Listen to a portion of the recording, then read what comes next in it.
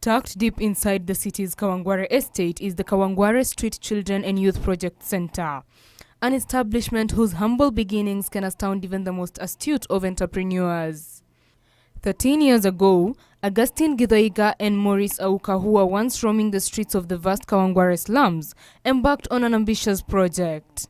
They came up with this idea of doing some arts, doing some packaging for tourists and small medicine tablets. But it was not easy for the duo, especially with their backgrounds.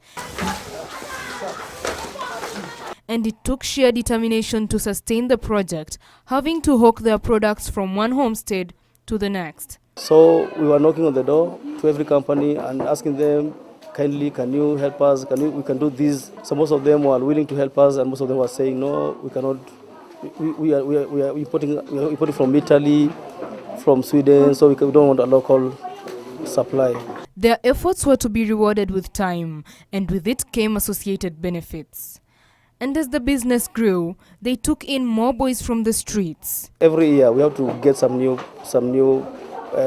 potential street kids, or people who just need, people who we see that they really need some support in the slums. There were no girls in the initial stages of the program. Initially, when we started this project, imagine we didn't have ladies. There were only boys alone. And then girls started streaming in. No, we can do what boys can do. And then we gave them a chance, two of them. Nilijoin hii project 2006. Nilikuwa na shida fulani, nilikuwa na mimba, nikakuwa disowned. Then nikajoin hapa, wakanisaidia until nikapata mtoto. Na kwa class 3 saizi. The center is now a small-scale enterprise where members handmake and design eco-friendly gift bags, and is contracted by over 150 companies, mainly from the hotel and tourism industry.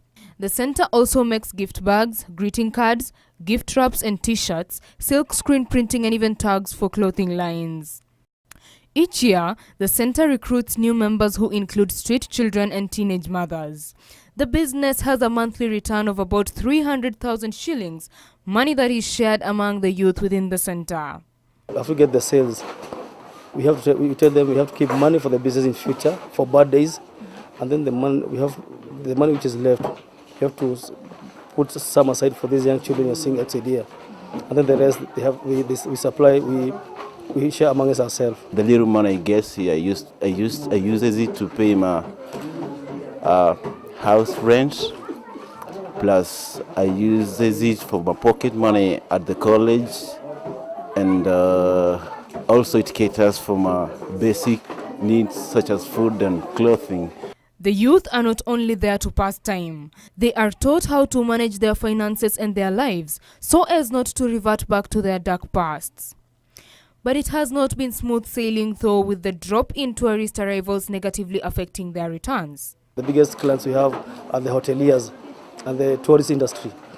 So, and the slap of the ban tourists from coming to Kenya, we really feel it right here in Kawangware, right here in this room.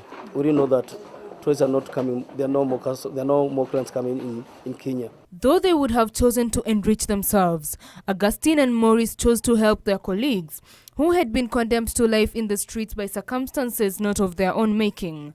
An act of selflessness that Kenyans need to emulate. The story of Augusto and Maurice is one of zeal and determination to help humanity.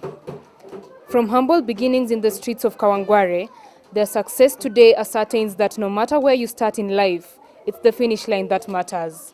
For living the dream, I'm Jepkong'a Kiptum.